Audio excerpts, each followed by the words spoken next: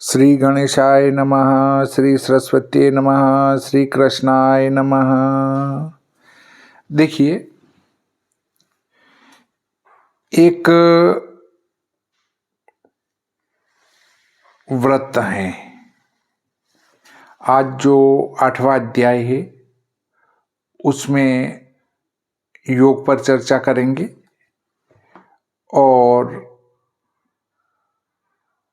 पूर्व के अध्याय 7 के ऊपर कुछ प्रश्न आए हैं, उन पर भी चर्चा करेंगे।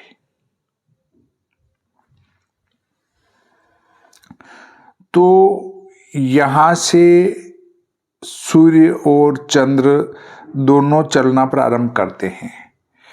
तो सूर्य तो एक दिन में 1 डिग्री चलेगा और चंद्रमा 13-20 चलेगा। 13-20 एक दिन में चलेगा, 13 अंश 20 कला। और सूर्य चलेगा 1 डिग्री। तो कुल मिलाकर योग पर जब हम चर्चा कर रहे हैं तो योग का अर्थ ही है जोड़ना या जोड़ना, या तो जोड़ना कह सकते हैं, जोड़ना भी कह सकते हैं। तो यहाँ पर 13 और 1 अंश ये भी जुड़ेगा, ऐसा 14 अंश 20 कला का एक योग बनेगा। 14 अंश 20 कला का एक योग नहीं बनेगा। यहाँ दोनों का योग, अर्थात ये जो चंद्र चला 13 अंश 20 कला, उसमें से 1 अंश कम होगा, 12 अंश 20 कला, और 1 अंश ये 13 अंश 20 कला पर ही योग पूरा हो जाएगा।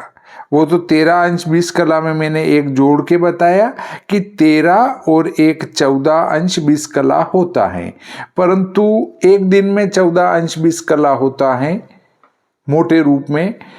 परंतु जब वो 13 अंश 20 कला चंद्र चल चुका होता है तब 1 डिग्री ये भी जुड़ जाती है, 13 अंश 20 कला होता है। अब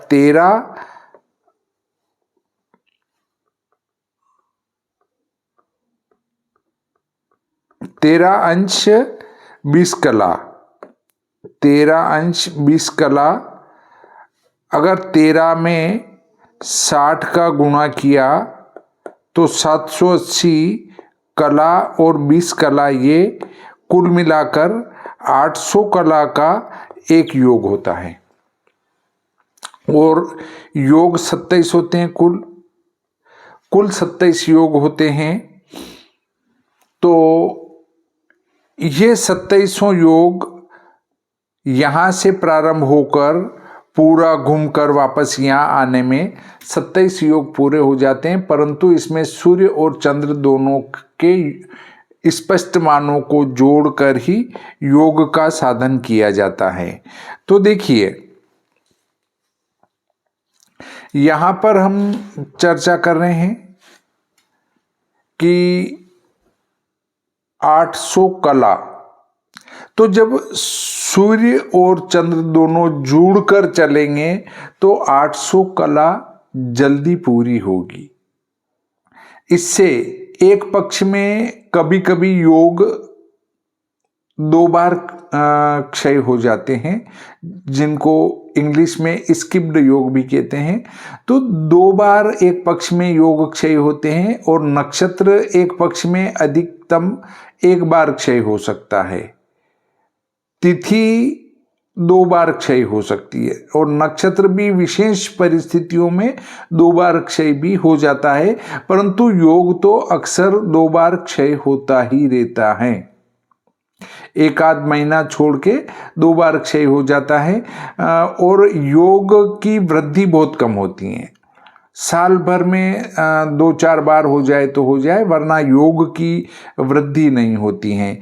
तो यहाँ पर जब सूर्य और चंद्र मिलकर, दोनों मिलकर 13 अंश 20 कला चलेंगे तो पहला योग विषकुंभ पूरा हो जाएगा।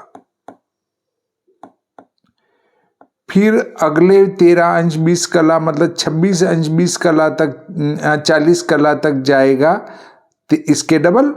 तो 13 दूना 26, 20 दूना 40 तक इसमें प्रीति योग आपका आ जाएगा। तो ऐसे क्रम से एक एक योग की समाप्ति होगी। 13 अंश 20 कला जहां समाप्त होंगे वहां विषकुंभ योग की समाप्ति होगी। इसी प्रकार 26 अंश 40 कला जहां समाप्त होंगे वहां पर प्रीति योग की समाप्ति होगी। अब इस पर आगे चर्चा करें तो सूर्य स्पष्ट और चंद्र स्पष्ट जोड़ा, उधर उन दोनों की गति भी जोड़नी पड़ेगी। अब उन दोनों की गति जोड़ी तो वो कलात्मक गति हुई, गतियों का योग हुआ,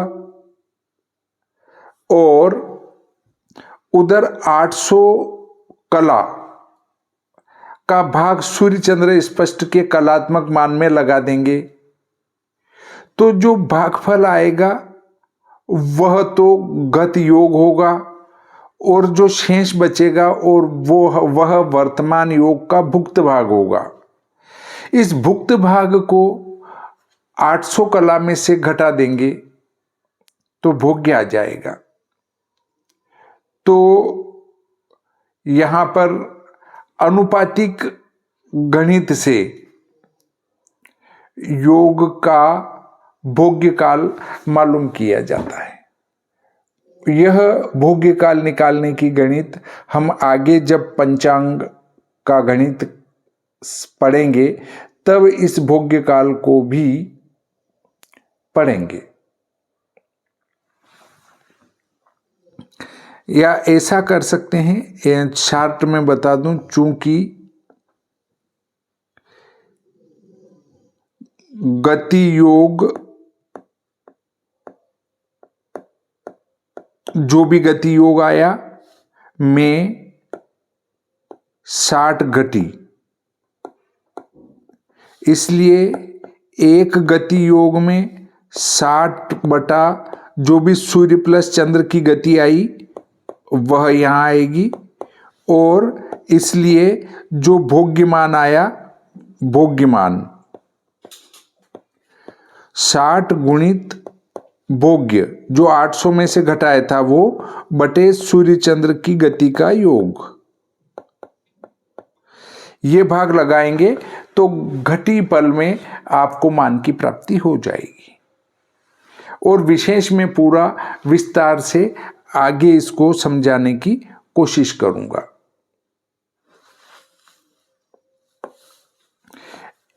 अगले बिंदु पर हम इनके विशेष प्रकरणों के संबंध में जानकारी प्राप्त करते हैं कि योगों के नाम क्या हैं। उन योगों के नाम पर हम चर्चा करेंगे। योग की अवधारणा क्या है उस पर विचार करेंगे। मूल अर्थ है, योग शब्द का मूल अर्थ जोड़ या मिलन है, ये मैंने आपको बताया। अब हम चर्चा करें ज्योतिषी परिभाषा इसकी क्या है। ज्योतिष में योग का अर्थ सूर्य और चंद्रमा की भ्रमण गति के जोड़ को कहा जाता है। एक योग के लिए कुल यात्रा, एक योग तब पूरा होता है जब सूर्य और चंद्र की संयुक्त गति 800 कला के बराबर होती है, ये मैं बता चुका हूँ। योग की कुल संख्या जब अश्विनी नक्षत्र के आरंभ से सूर्य और चंद्रमा मिलकर 800 कला चलते हैं तब एक योग पूरा होता है। सूर्य और चंद्रमा दोनों मिलकर 13 अंश 20 कला अर्थात 800 कला चलेंगे, तब जाकर एक योग पूरा होगा, और 1600 कला चलने पर 2 योग पूरे होंगे। तो अब वे अश्विनी नक्षत्र से कुल 800 गुणित 27 21,600 कला अर्थात 12 राशियां चल चुके होते हैं, तब 27 योग व्यतीत हो जाते हैं। निष्कर्ष योगों की कुल संख्या 27 होती है। देखिए, एक नक्षत्र चक्र में अर्थात 360 डिग्री भ्रमण में 27 नक्षत्र होते हैं। 360 में 27 का भाग लगा देते हैं। 27 का एक बार जाएगा, 16 में 7 9, 27 तिया 81, 10 में से एक गया तो 9 गुणित 60, 9 छंग 54, 540, 27 दूनी 54, ये अंश और ये कला। इस प्रकार से आपका जो एक चक्र चलता है, मतलब सूर्य और चंद्र दोनों का योग मिलाकर 360 डिग्री होते हैं, वहां तक 27 नक्षत्र पूरे होते हैं, इस 27 योग पूरे होते हैं। इससे एक योग का मान 13 अंश 20 कला होता है। इससे ये हमारा सिद्ध हो जाता है। अब हम देखते हैं कि योग और उनके स्वामी विषकुंभ, प्रीति, आयुष्मान, सौभाग्य, शोभन, अतिगंड, सुकर्मा, धृति, शूल। अब विषकुंभ के स्वामी हैं यम, प्रीति के विष्णु, आयुष्मान के चंद्रमा, सौभाग्य के ब्रह्मा, शोभन के बृहस्पति, अतिगंड के चंद्र, सुकर्मा के इंद्र, धृति के जल, शूल के सर्प, गंड के अग्नि, वृद्धि के सूर्य, ध्रुव के भूमि, व्याघात के वायु, हर्षण के भग, वज्र के अरुण, सिद्धि के गणेश, व्यतिपात के रुद्र, वरियान के कुबेर, परिग के विश्वकर्मा, शिव के मित्र, सिद्ध के कार्तिकेय, साध्य के सावित्री, शुभ के लक्ष्मी, शुक्ल के पार्वती, ब्रह्म के अश्विनी कुमार, इंद्र के पितर, वेदरति के दिति। इस प्रकार से इन योगों के स्वामी होते हैं। अगर आप कोई कार्य करना चाहते हैं और उसमें योग क्षय है, माना जैसे विवाह कर रहे हैं या कोई मुहूर्त कर रहे हैं और उसमें योग का क्षय आ गया, तो अब क्या करें? तो जैसे प्रीति योग क्षय है तो विष्णु इनके स्वामी हैं, भगवान नारायण इनके स्वामी हैं, तो विष्णु भगवान की आराधना करने से प्रीति योग का अशुभ फल प्राप्त नहीं होगा। इसी प्रकार यदि हर्षण में कोई कार्य करना चाह रहे हैं या व्याघात में करना चाह रहे हैं, तो इनके स्वामी के मंत्रों का आप जप करेंगे तो उसका अशुभ फल घटित नहीं होगा। इसी प्रकार माना आपको जानकारी नहीं थी और परिगार्ध जो है सभी शुभ कार्यों में वर्जित होता है, तो परिग के आधे के पूर्व भाग में आपने कोई कार्य कर लिया और बाद में पता चला कि यार मुझे तो इसमें ये कार्य नहीं करना था, अब क्या करें? तो विश्वकर्मा जी के मंत्र का जप करने से उसका दोष दूर हो जाएगा। अब इसमें मुख्य रूप से जो पूर्णतया वर्जित हैं वो एक तो 17वां योग है व्यतिपात और एक 27वां योग है वेदरति। इन दो योगों में किसी भी प्रकार का कोई शुभ कार्य नहीं किया जाता है, न विवाह किया जाता है, न किसी कार्य का शुभारंभ किया जाता है, न भवन आरंभ किया जाता है, न भवन गृह प्रवेश किया जाता है, कुछ भी नहीं किया जा सकता है इसमें। व्यतिपात और वेदरति। अब व्यतिपात और वेदरति दो प्रकार के हैं। एक तो ये व्यतिपात और वेदरति हर 27 दिन के अंदर आपको आ जाते हैं, 27 दिन की जगह 25 दिन में भी आ जाते हैं। तो एक तो ये वेदरति और व्यतिपात योग हैं, और एक वे वेदरति और व्यतिपात योग जो महापात गणित से सिद्ध होते हैं। महापात गणित से क्या है कि क्रांति साम्य, सूर्य और चंद्रमा की क्रांति एक माह में 27 दिन में सूर्य और चंद्र की क्रांति 4 बार समान होती हैं, परंतु उनमें से 2 बार की जो क्रांति समान होती हैं, 2 बार की क्रांतियों का कोई महत्व नहीं है, परंतु जो 2 बार की क्रांति है उसमें से प्रथम व्यतिपात होता है और दूसरा वेदरतिपात होता है, परंतु इनका अधिकतम मान 6 घंटे के लगभग होता है। 6 घंटे से ये योग वहाँ बड़े नहीं होते हैं, परंतु वे जो महापात गणित से योग सिद्ध होते हैं वे समस्त शुभ कार्यों में वर्जित होने के बाद भी दान पुण्य में विशेष रूप से अच्छे माने गए हैं। वह योग प्राप्त होता हो उस समय व्यतिपात या वेदरति का पुण्य, दान पुण्य आदि करने से कई गुना फल की प्राप्ति होती है, इसलिए वहाँ लिखा जाता है व्यतिपात पुण्य। तो आप जब पंचांग का गणित पढ़ेंगे तब आप पढ़ेंगे क्या? क्रांति साम्य से उत्पन्न होने वाला व्यतिपात और वेदरतिपात, ये दोनों ही जो है क्या करेंगे, कैसे निकालेंगे, इनको पंचांग निर्माण के गणित में आपको मैं समझाऊंगा। योगों के त्याज्य काल, व्यतिपात संपूर्ण वर्जित हैं, वेदरति संपूर्ण वर्जित हैं, परिग पूर्वार्ध मतलब आधा कर लो उसके पूर्व का भाग वर्जित है, व्याघात पहली 9 गति, विष्कुम की पहली 1 गति, शूल की पहली 7 गति, गंड की पहली 6 गति, अतिगंड की पहली 6 गति, वज्र की पहली 3 गति। ये 2 योग तो अत्यंत ही अशुभ माने गए, इनमें कोई काम नहीं होगा।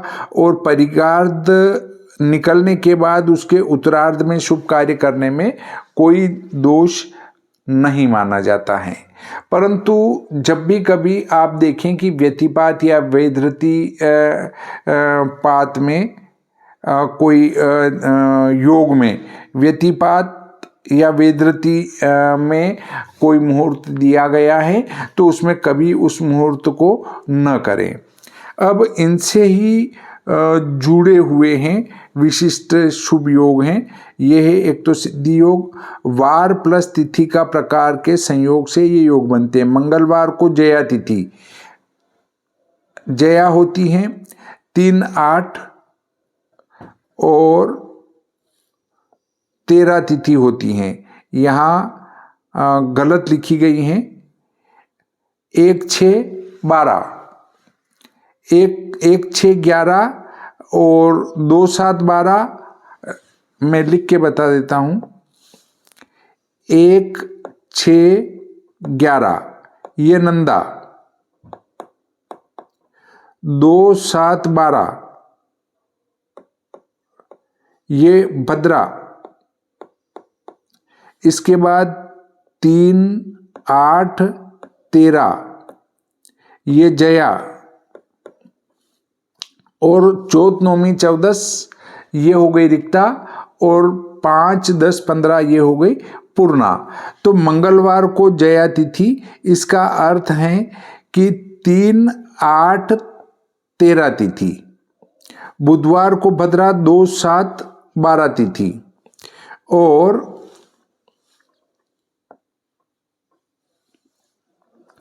गुरुवार को पूर्णा तिथि 5, 10 पूर्णम, शुक्रवार को नंदा तिथि 1, 6, 11, शनिवार को रिक्ता तिथि 4, 9, 14। ये जो है तिथियां सिद्धि योग को बनाने वाली हैं। अगर इन तिथियों को देखेंगे तो उससे बनने वाला सिद्धि योग बनेगा। यहाँ पर 13 तिथि आएगी, ये लिखने में प्रिंट मिस्टेक हुई है। देखिए, सुसिद्धि योग वार विशेष नक्षत्र के संयोग से बनता है। रविवार को मूल, सोमवार को श्रवण, मंगलवार उत्तरा भाद्रपद, बुधवार कृतिका, गुरुवार को पुनर्वसु, शुक्रवार को पूर्वा फाल्गुनी, शनिवार को स्वाति। इनसे जो है ये सुसिद्धि योग बनता है। अमृत सिद्धि योग वार विशेष नक्षत्र के संयोग से बनता है। रविवार हस्त, सोमवार मृगशिरा, मंगलवार अश्विनी, बुधवार अनुराधा, बृहस्पतिवार पुष्य, शुक्रवार रेवती और शनिवार को रोहिणी। सर्वार सिद्धि योग वार शुभ नक्षत्रों के विस्तृत संयोग से बनता है। रविवार को अगर हस्त, मूल, उत्तरा फाल्गुनी, उत्तराषाढ़ा, उत्तरा भाद्रपद, पुष्य, अश्विनी में से कोई है तो वो सर्वार सिद्धि बनेगा। इसी प्रकार सोमवार को श्रवण, रोहिणी, मृगशिरा, अनुराधा, मंगलवार को अश्विनी, उत्तरा भाद्रपद, कृतिका, अश्लेषा, बुधवार को रोहिणी, अनुराधा, हस्त, कृतिका, मृगशिरा, गुरुवार को रेवती, अनुराधा, अश्विनी, पुनर्वसु, पुष्य, शुक्र को रेवती, अनुराधा, अश्विनी, पुनर्वसु और श्रवण। इस प्रकार से इन के संयोग से ये योग बनते हैं, वार और नक्षत्र के संयोग से। इसी प्रकार होता है मृत्यु योग वार विशेष नक्षत्र, रविवार अनुराधा, सोमवार उत्तराषाढ़ा, मंगलवार शतभिषा, बुधवार अश्विनी, गुरुवार मृगशिरा, शुक्रवार आश्लेषा, शनिवार हस्त। मृत्युदायी योग हैं वार तिथि का प्रकार, रविवार मंगलवार नंदा तिथियां 1, 6, 11, सोमवार को और बृहस्पतिवार को भद्रा तिथियां 2, 7, 12, शुक्रवार को जया तिथियां 3, 8, 13, शनिवार पूर्णा तिथियां 5, 10, 15, हो तो मृत्युदायक योग होता है। इसी प्रकार काल योग के बारे में देखते हैं तो वार विशेष नक्षत्र रविवार को ज्येष्ठा, सोमवार अभिजीत, मंगल पूर्वा भाद्रपद, बुधवार भरणी, बृहस्पतिवार आर्द्रा, शुक्रवार मघा, शनिवार को चित्रा।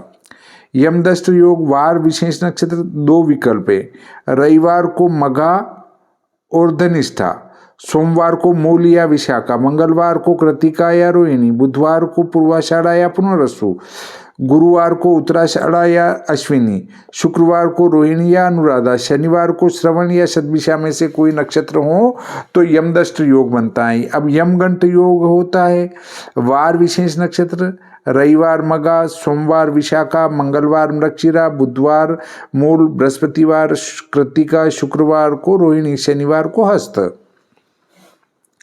दग्ध योग अर्थात जला हुआ योग वार विशेष तिथि रविवार को द्वादशी, सोमवार एकादशी, मंगलवार पंचमी, बुधवार तृतीया, गुरुवार षष्ठी, शुक्रवार अष्टमी, शनिवार को नवमी। उत्पात योग वार विशेष नक्षत्र रविवार विशाखा, सोमवार पूर्वाषाढ़ा, मंगलवार धनिष्ठा, बुधवार रेवती, गुरुवार रोहिणी, शुक्रवार पुष्य, शनिवार उत्तरा फाल्गुनी। मुसल योग वार विशेष नक्षत्र रविवार भरणी, सोमवार चित्रा, मंगलवार उत्तराषाढ़ा, बुधवार धनिष्ठा, गुरुवार उत्तरा भाद्रपद, शुक्रवार ज्येष्ठा, शनिवार रेवती। चर योग वार विशेष नक्षत्र रविवार पूर्वाषाढ़ा, सोमवार आद्रा, मंगलवार विशाखा, बुधवार रोहिणी, गुरुवार पुष्य, शुक्रवार मघा, शनिवार मूल। तो ये चर योग होते हैं। क्रकच योग वार विशेष तिथि घटते क्रम में रविवार द्वादशी, सोमवार एकादशी, मंगलवार दशमी, बुधवार नवमी, गुरुवार अष्टमी, शुक्रवार सप्तमी, शनिवार षष्ठी। तो क्रकच योग होता है। देखिए गत प्रकरण में अध्याय क्रमांक 7 जब हमने पढ़ा था तब कुछ प्रश्न आए थे सामने। एक प्रश्न ये आया था कि आपने पूर्व में पढ़ाया 7वें अध्याय में कि नक्षत्रों में शुभ कार्य करें या न करें, तो क्या उसमें वार का विचार करें या न करें। तो देखिए हमने केवल नक्षत्र प्रकरण पढ़ा था, इसलिए किसी कार्य में नक्षत्र के शुभाशुभ योग पर विचार किया। जब वार पढ़ा था तब वार के शुभाशुभ पर विचार किया। तो अब योग पढ़ रहे हैं तो योग के शुभाशुभ पर विचार किया। तो आपको किसी भी कार्य के शुभारंभ में, जैसे माना ग्रहारंभ कर रहे हैं तो उसमें तिथि, वार, नक्षत्र, योग और करण, ये पांचों की पंचांग शुद्धि देखना बहुत आवश्यक है। ऐसा नहीं कि नक्षत्र शुद्ध देख लिया और वार कुछ भी हो, ऐसा नहीं चलेगा। तो प्रश्न 1 का समाधान तो ये हुआ। दूसरा प्रश्न ये आया था कि 800 कला में 800 सेकंड होते हैं क्या, तब 800 कला में 800 मिनट होते हैं क्या, तो फिर एक चरण 200 मिनट का होगा। नहीं साहब, आपने गलत अर्थ लगाया है। 800 कला में 800 मिनट नहीं होंगे। आप देखिए कि 24 घंटे में चंद्रमा चलता है 13 अंश 20 कला, मोटे रूप में, औसत रूप में। ऐसा नहीं, कभी ज़्यादा भी चल जाता है, कभी कम भी चल जाता है। तो औसत चलता है वो 13 अंश 20 कला। 13 अंश 20 कला का अर्थ क्या हुआ? 800 कला। 1378 और 280, 800 कला वो 24 घंटे में चलता है। तो 24 घंटे के मिनट कितने हुए? 24 घंटे के 1440 मिनट हुए। तो 1440 मिनट में वो 800 कला चलता है। इसलिए आप 800 कला से मिनट का संबंध स्थापित न करें। वो सूर्य के लिए हम संबंध स्थापित कर सकते हैं कि 1 कला का 1 मिनट होता है, क्योंकि वो मोटे रूप में 60 गति में मतलब 60 कला चल जाता है। तो उसमें एक बार विचार कर सकते हैं, करना नहीं चाहिए, क्योंकि वो भी मिनट के बराबर नहीं होता है। इसलिए मिनट का कला से कोई संबंध नहीं है। प्रश्न नंबर 3 आता है कि क्या हम 800 कला में फिर महादशा को साधन करेंगे, तो वो कैसे होगी। तो महादशा का साधन करने में हमारे पास दो प्रकार हैं। एक तो चंद्रमा के भुक्त भोग्य के आधार पर भी हम महादशा का साधन कर सकते हैं, और एक भयात भवोग निकालकर, नक्षत्र का भयात भवोग निकालकर भी उस विश्वोत्तरी महादशा का भुक्त भोग्य निकाल सकते हैं। इसलिए ये नहीं कह सकते हैं कि अश्विनी नक्षत्र में जन्म हुआ, इसका अर्थ है कि केतु महादशा पूरी रहेगी। अब अश्विनी नक्षत्र कितना बीत गया है, माना कि वो 15 घटी बीत गया 60 घटी में से, तो सूर्य का 6 वर्ष होता है, सूर्य महादशा नहीं, केतु महादशा 7 वर्ष की होती हैं, सूर्य महादशा 6 वर्ष की होती हैं, और अन्य जो महादशाएं हैं वो अपने अपने वर्षों की होती है। तो जब केतु 7 साल का है तो हम 7 में से 1/4 निकाल देंगे। एक चरण बीत गया मतलब 1/4 बीत गया। उसी प्रकार से यदि वो 30 घटी लगभग बीत जाता है अश्विनी नक्षत्र, तो केतु महादशा आदि बीत गई होती हैं। तो इस प्रकार से वो गणित से फिक्स वर्ष, माह, दिन, घटी, पल और विपल तक जो है आप इनका भुक्त और भोग्य निकाल सकते हैं कि ये महादशा कितनी बीती और कितनी और बची। वो उसके भयात भोग से ही जान सकते हैं या फिर चंद्र स्पष्ट से जान सकते हैं। इस प्रकार आज का ये प्रकरण यहीं पूरा होता है। श्री सरस्वती नमः, श्री कृष्णाय नमः, श्री गणेशाय नमः।